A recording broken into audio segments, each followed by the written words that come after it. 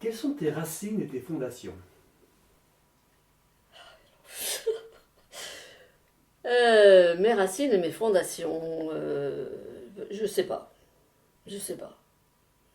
La famille, je suppose, hein, la famille, je suis originaire de Lyon, les parents, évidemment. Et toute ma famille était de Lyon, on était une grande... Enfin, les oncles, les tantes étaient de grandes familles, moi, chez moi, non, pas trop.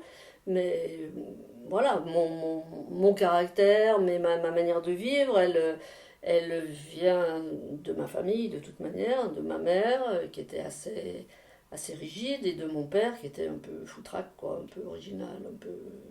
Voilà. Alors, qu'est-ce que tu peux nous dire de plus sur tes parents? Que déjà, mais mon père était représentant, donc enfin commercial, on va dire, maintenant. Donc il partait, il était très peu à la maison, il partait 8 15 jours, donc c'est ma mère qui nous a élevés, j'ai deux autres frères aînés, c'est ma mère qui nous a élevés, donc il a fallu une certaine rigidité quand même, avec trois enfants, et un père qui est absent. Donc voilà, et mon père, quand il arrivait, bah, c'était la fête, il nous courait après, il montait sur les tables, je l'ai encensé pendant pas mal d'années. Après, en vieillissant, je me suis rendu compte quand même, ma mère a pris de l'importance. Qu'est-ce que tu as appris d'eux? Qu'est-ce que j'ai appris d'eux? J'ai appris de ma mère l'indépendance, ça c'est sûr et certain. Un peu plus je réfléchis, plus je me dis que c'était quand même une femme en avance sur son temps. Elle a passé son permis de conduire à 40 45 ans. Elle a travaillé à peu près à cet âge-là, je pense que c'est pour ça qu'elle a passé son permis de conduire. À 75 ans, elle habite donc Lyon. Elle prenait sa voiture le dimanche, elle allait manger des grenouilles sur les quais de la Saône. Pas tous les dimanches, mais presque. Quand je vois qu'il y a encore des gens à 75 ans qui n'osent plus prendre leur voiture, et moi je vous parle de ça, ça fait... Elle est morte en 2006. Donc voilà, j'ai appris l'indépendance. Et de mon père, bah, j'ai pas appris, j'ai hérité de son grain de folie. Son originalité, et la manière de se foutre des choses. Voilà. Il disait tout le temps que ça fout, que ça fout. Et je suis un peu pareil. Alors on n'est pas... Heureusement, j'ai hérité un petit peu de la rigidité de ma mère. Voilà, je suis les deux, je suis un mélange des deux. Mais au dire de ma mère, quand elle était vivante, elle disait que de ses trois enfants, c'était qu'il ne pouvait pas me renier, que c'était sûr que j'étais sa fille. C'était celle qui lui ressemblait le plus. Alors, justement, quand tu étais enfant, quel Oui, enfant toi tu étais? j'en ai aucune idée, je ne me rappelle pas. Enfant, alors il y a enfant et adolescence. Enfant, sincèrement, je ne me rappelle absolument pas. Absolument pas. Je me rappelle que quand un jour j'avais une otite et que ma tante venait me piquer et que j'hurlais, qu'ils avaient fermé la fenêtre. Voilà, je me souviens une fois d'être tombée à 4 ans. Si je me souviens que des trucs pas bien, mais je pense que j'ai eu une enfance normale. Voilà. Et l'adolescence, Et justement? l'adolescence, elle était rebelle. Elle a été rebelle. D'abord, mal dans ma peau, de l'acné, les cheveux gras. Et j'en voulais à mes parents qui me laissaient pas sortir, quoi. C'était.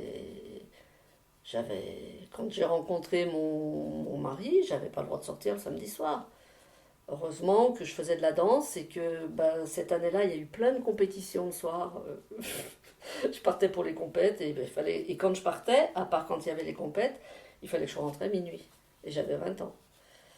Voilà, donc adolescence très rebelle. D'ailleurs, mes parents, un jour, pour rigoler, ils m'ont dit pour Noël, on va t'acheter une valise. Parce que comme tu te parles tout le temps de foutre le camp, eh ben, il va bien te falloir une valise pour foutre le camp. Bon, voilà. Et puis j'ai mes parents qui m'ont foutu au pensionnat. Parce que sixième, j'étais très jeune quand je suis rentrée en sixième. Donc j'ai redoublé. Je rentre en cinquième, j'ai redoublé. Parce que j'avais qu'une seule envie, c'est de me promener. Je rentrais le soir, j'écoutais Salut les copains, j'apprenais les paroles des chansons. Ma mère arrivait à 6h moins le quart, 6h moins 20, j'étais à la maison. Et voilà, et bah, du coup, j'ai fini au pensionnat pendant 3 ans et c'est pas du tout un bon souvenir. Mais alors, pas du tout. Voilà. Quels étaient tes rapports avec ta fratrie? Qu'est-ce qu'ils se sont... Alors, ma fratrie, j'ai beaucoup d'écart avec mes frères. 11 ans avec l'aîné et 7 ans avec le deuxième.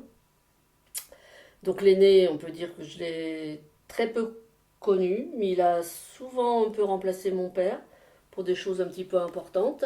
Donc 11 ans de plus que moi, il s'est barré de la maison à 18 ans, donc voilà, j'ai pas de... Et l'autre, j'ai eu plus d'affinité avec l'autre, euh, entre autres parce qu'il m'emmenait danser, je pouvais sortir. Et puis, c'était pas génial, génial, on s'est plutôt rapproché en vieillissant avec les enfants qu'on a eus mutuellement. Voilà. Donc tu étais la petite dernière. J'étais la petite dernière, mais je ne crois pas avoir été la petite chouchoutée. Celui qui a été chouchouté, c'est mon deuxième frère. Parce qu'il était gentil comme l'autre. Le premier, c'était un rebelle aussi. Il a fait de la politique, il s'est barré de la maison, il collait des affiches. Et mon deuxième frère, c'était un ange. Donc la troisième qui arrive et puis qui veut sortir, qui veut faire ci, qui veut faire ça, ça n'a pas été très bien vu. Voilà. Bon, ceci dit, j'ai pas été malheureuse non plus. Alors je ne sais pas si j'ai été élevée comme un garçon parce que ma mère, elle voulait des filles. Le premier, c'était un garçon. Déception. Le deuxième, un garçon. Déception totale. Et le troisième, je suis un accident. Ils m'ont eu à 40 ans. Je pense que si j'avais été un garçon, j'aurais pas été heureux. Parce que parce qu'elle me voulait pas. Bon, déjà, il ne me voulait pas parce que c'est un accident, mais j'ai pas été élevée comme un garçon, non. Non. Non, parce que si j'avais été élevée comme un garçon, à 16 ans, j'aurais pu me barrer et aller danser ou aller discuter avec les copains et les copines. Mais non, justement, j'ai été une fille, et les filles, moi, ma mère, elle me faisait peur, elle me disait, je te préviens, si tu reviens avec un gosse, enfin si tu reviens enceinte, je te fous au Rhône. Parce que c'était le Rhône qui passait, et quand tu tombes dans le Rhône, il y a tellement de machins, tu t'en ressors pas. Je te préviens, hein. Alors, ça m'a marqué. Du coup, je pense que c'est pour ça que j'ai pas eu de relation sexuelle avant 20 ans. Parce que j'avais la trouille. Et en plus, il n'y avait pas la pilule. Enfin, il y avait la pilule, mais il fallait l'autorisation des parents. Tant que tu n'étais pas majeur, la majorité elle était à 21 ans à l'époque. Donc tu penses bien que j'allais pas demander à mes parents de me donner la pilule. Tu vois, c'est tout un tout. Et après, je pense que pour faire ta vie de couple, ben c'est pas facile. C'est pas facile. Quels sont les prénoms de tes deux frères? Gérard et Alain. Quand tu étais enfant, adolescente, quels étaient tes rêves? Chanteuse. Je voulais faire chanteuse. Au début, j'ai voulu faire coiffeuse. Je ne peux pas dire que ce soit un rêve, mais des problèmes circulatoires, donc ça m'a été interdit. Et chanteuse et danseuse. Les danseuses, je me souviens, alors moi qui me souviens de rien, je me souviens, je devais être adolescente, je devais avoir 11 ans à peu près. J'étais sous un immeuble avec d'autres personnes et il y avait de la musique rock qui jouait et il y avait des gens qui dansaient le rock. Et je les regardais, je voulais absolument danser. Et ils m'ont dit, mais t'as tout le temps pour danser, tu danseras plus tard. Et quand est-ce que je suis allée prendre des cours de danse? À 16 ans, des cours de rock. C'était... Parce qu'à l'époque, là maintenant, tous les gosses ils dansent. À l'époque, on dansait pas. Hein. On dansait pas. Donc 16 ans, c'était déjà très jeune. Et j'y suis allée, non, toute seule. Non, c'est 2 ans après que j'y suis allée avec mon frère. Voilà. Tu étais dans quel quartier de Lyon? Préfecture, en plein centre. En plein centre. Alors ça aussi, j'ai une anecdote à vous dire. C'est que mes parents, enfin ma mère était assez catholique, euh, pratiquante, pas trop, un peu, oui, avant, mais... Et tous les dimanches, j'étais obligée d'aller à la messe. Et ma paroisse, elle était dans un quartier à côté de là où j'habitais, évidemment, et il y en avait une autre où il fallait traverser le pont Lafayette, il fallait aller en plein centre-ville, donc j'allais vers les Halles de Lyon.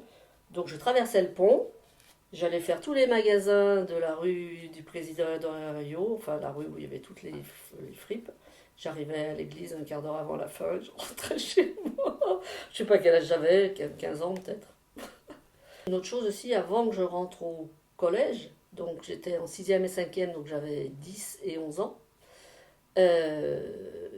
ma mère, elle me mettait des godasses qui appartenaient à mes frères, et des chaussettes, évidemment. Et moi, mes copines, elles avaient déjà des bas, c'était pas des collants à l'époque, c'était des bas avec les porte-jartelles. Et j'avais fini par m'en acheter.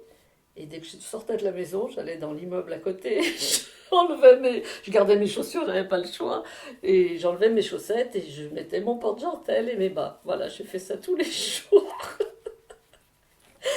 Quand j'y pense, c'est vrai que... On a l'impression que c'est une scène tirée d'un film, parce qu'on les a vus dans les films, ce genre de Ouais, scène. ben où oui, on voit oui, l'adolescente qui se change dans Ouais, des l'ascenseur. films des années 50, 60. Hein, ouais, ouais. Maintenant, c'est vrai que c'est plus du tout pareil. C'est comme quand ma mère, elle me racontait sa vie. J'avais l'impression d'avoir 2 siècles d'écart avec elle. C'était pas si vieux que ça. Hein. Donc ça évolue vraiment vite quand même. Voilà mes souvenirs en particulier.